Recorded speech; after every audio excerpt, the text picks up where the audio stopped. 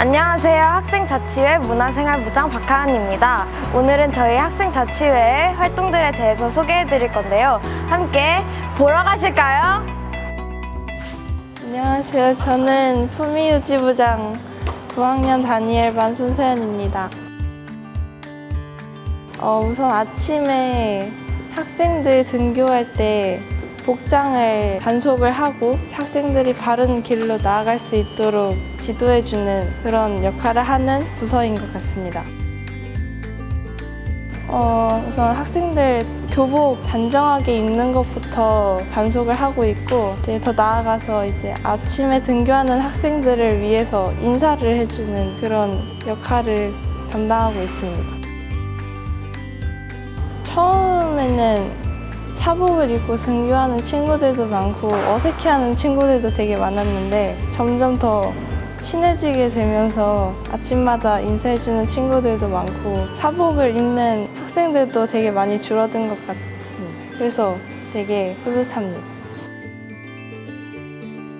얘들아, 항상 아침에 밝게 인사해주고 교복도 잘 입고 와줘서 고마워. 우리가 걸어다니는 새로운 기독학교 학생으로서 지각하지 말고 항상 교복도 단정히 입고 다니면서 생활했으면 좋겠어. 사랑해. 안녕하세요. 학생자치회 회장 윤기영입니다. 일단은 이 축구 동아리는 새로남 기독중학교에서 축구를 좋아하는 학생들이나 그리고 이제 운동을 좋아하는 학생들이 모여서 일주일에 한 번씩 축구를 하는 건데, 연습도 하고 토요일 날이나 이제 주일 이런 때는 이제 경기도 나가서 실제로 경기 해볼 생각인데 이게 잘 됐으면 좋을 것 같습니다.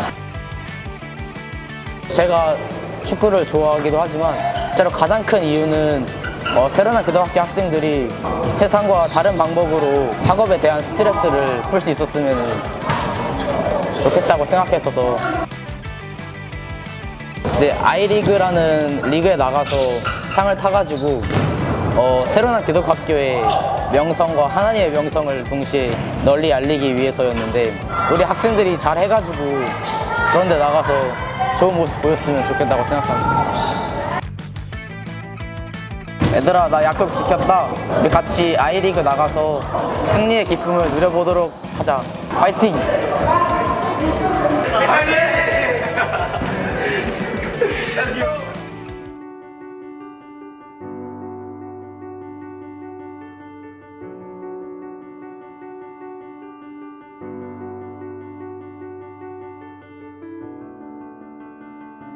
먼저는 바통터치라는 동아리를 제가 하고 있는데, 거기 안에 있는 어떤 한 친구와 한번 점심시간마다 매일 10분이라도 한번 기도를 해보자 해서 그 친구와 작은 기도 모임을 만들었었어요. 한 3, 4명 친구들까지 같이 함께 점심시간에 기도를 하다가 어떻게 학생자치회라는 게 학교에서 만들어졌더라고요. 그래서 그 학생자치회에서 제가 영성부장이 되어서 그 학생자치회 안에서 한번 이 기도 모임을 정말 크게 만들면 어떨까 하는 생각에 이 기도 모임이 만들어지게 되었습니다.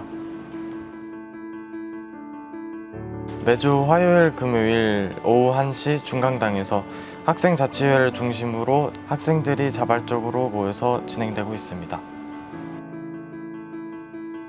먼저 나 자신의 회개와 감사로부터 시작해서 더 나아가 학교와 교회와 또 나라와 세계 열방까지 이런 기도 제목으로 기도하고 있습니다. 처음부터 많은 친구들이 와줘서 정말 기분이 좋았는데 앞으로도 더욱더 많은 친구들이 참여하길 기대하고요. 또 앞으로 하나님께서 이 기도회를 통해 어떻게 역사하실지 또 기대가 됩니다.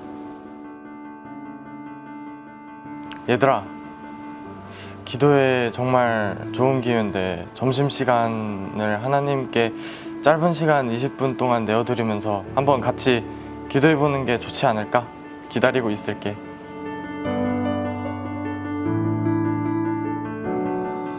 안녕하세요. 학생자치회 부회장 조승훈입니다. 지금까지 학생자치회 활동들을 알아보았는데요. 앞으로의 활동들도 많은 기대와 격려, 기도 부탁드리겠습니다. 감사합니다.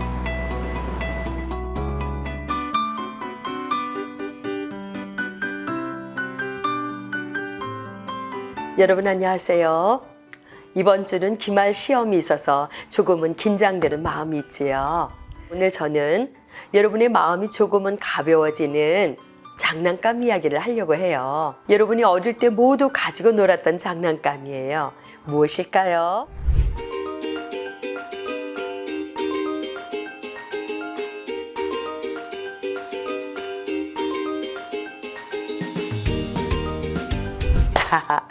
전 세계 아이들을 사로잡은 레고는 도대체 어떤 사람이 만들었나요? 올레 키르크 크리스티 얀센이랍니다.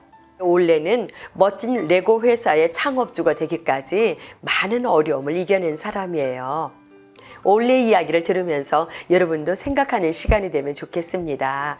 올레는 1891년 4월 7일 덴마크의 한 마을에서 태어났어요. 올레는 12명의 형제가 있었는데 10번째로 태어났고 매우 가난한 집이었어요. 하지만 올레 가족은 모두 하나님을 잘 믿는 가정이어서 긍정적이고 건강한 마음으로 살았어요. 올레는 7살 때부터 이웃 농장에서 일을 했고요. 14살에는 형을 통해서 목공 기술을 배우고 6년간 열심히 배워서 마침내 목공 기술자 자격증을 가지게 되었습니다. 그리고 올레는 결혼을 하고 3명의 자녀를 두었지요. 그는 이웃들의 가구를 만들어주면서 돈을 벌었지만 믿음이 좋아서 하나님의 교회를 지을 때는 자신의 돈을 남기지 않고 재능으로 모두 봉사를 했습니다. 그러던 어느 날이었어요. 올레가 낮잠을 자고 있었지요.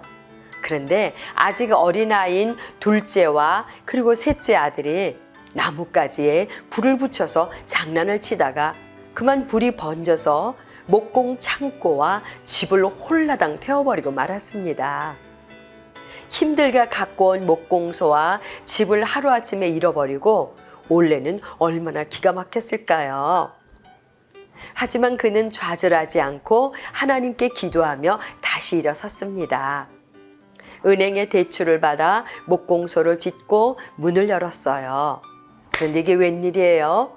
곧바로 세계 경제대공황이 터지면서 모든 사람들이 경제가 어려워졌어요. 사람들은 가정에서 쓰는 가구나 소품을 더 이상 주문하지 않게 되었어요.